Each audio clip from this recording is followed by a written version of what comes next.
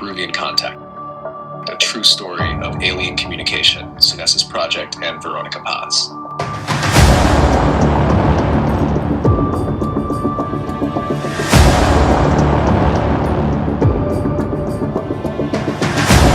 Some stories are too incredible to be fiction.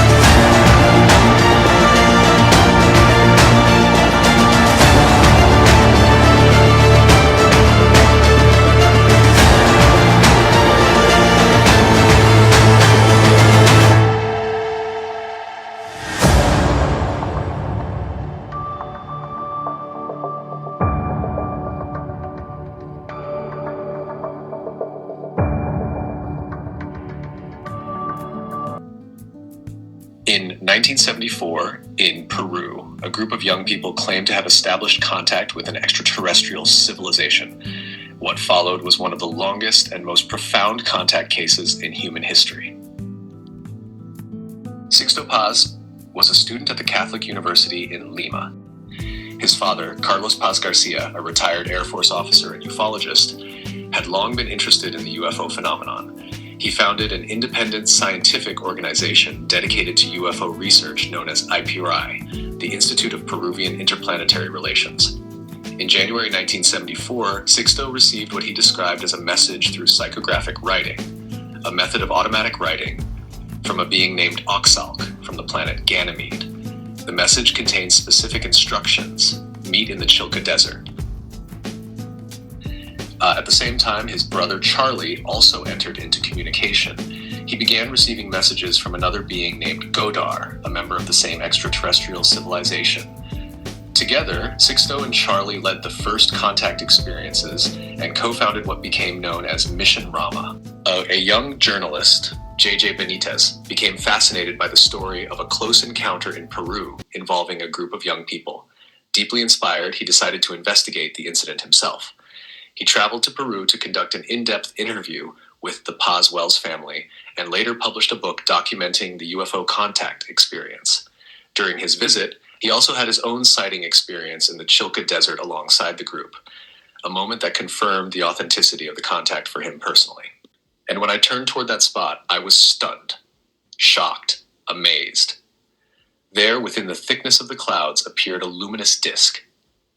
A disk whose light, and this was one of the most striking impressions I had, was more intense than any spotlight I had ever seen.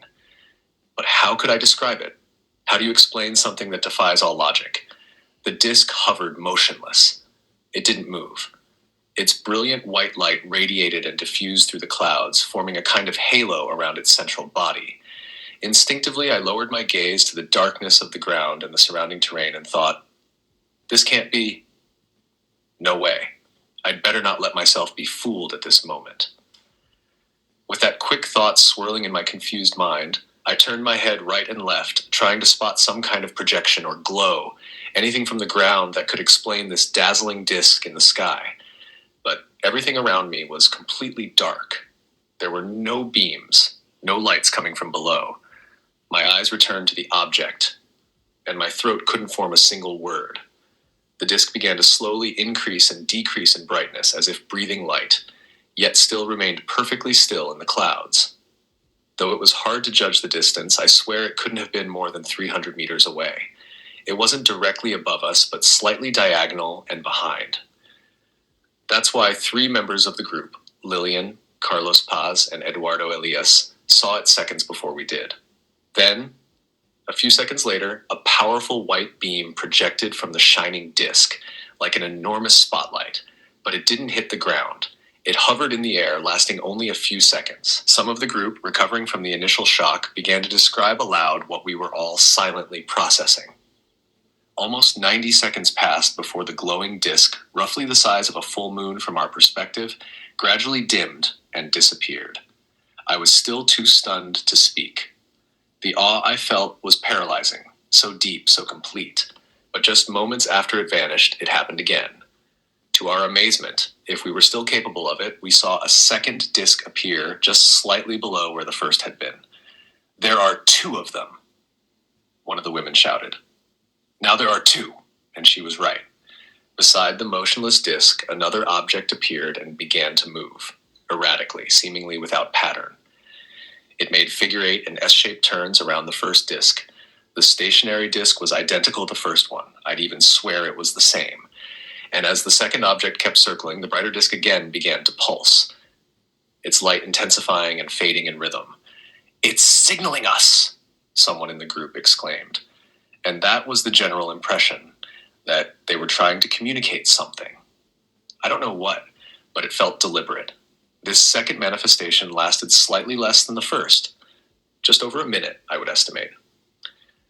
The moving object continued its circling pattern until, during one final dimming of the brighter disk, both vanished completely into the dense clouds.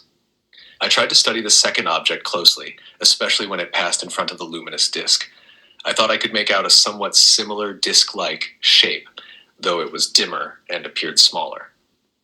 But what struck me most, more than the lights or size, were those erratic, serpentine movements around the brilliant white disk of light.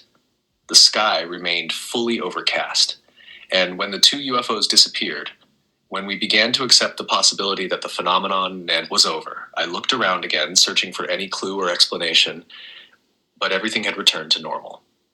Group division and the birth of Sunesis. By 1975, internal differences began to emerge. The group split due to diverging views on teaching, contact methodology, and spiritual ethics. Sixto took the path of public lectures and mass outreach. Charlie chose a more internal, transformative path. He founded the Sunesis Project, a school of cosmic contact based not on spectacle, but on inner work. Eventually, Charlie made a life-altering decision, transitioning and becoming Verônica Paz Wells. It wasn't just about gender, it was the culmination of a profound spiritual alignment, an inner alchemy toward completeness. Verônica left Peru, first came Brazil, where the foundation of new groups began, then the United States, and finally Canada, where she continues to teach today. Contact doesn't happen in the sky, it begins within. We are carriers of stellar memory. The contact never truly ended, it evolved.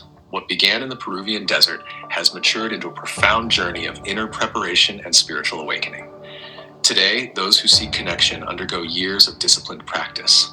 Messages arrive not only through words, but through dreams, synchronicities, subtle signs in the sky, and at times, through the unmistakable presence of luminous ships answering the silent call of meditation. Because in truth, this story isn't just about UFOs, it's about us, about remembering who we are and who we're meant to become. And if these words resonate, perhaps it's because this path is already reaching out to you. Sunesis, not a path to contact, a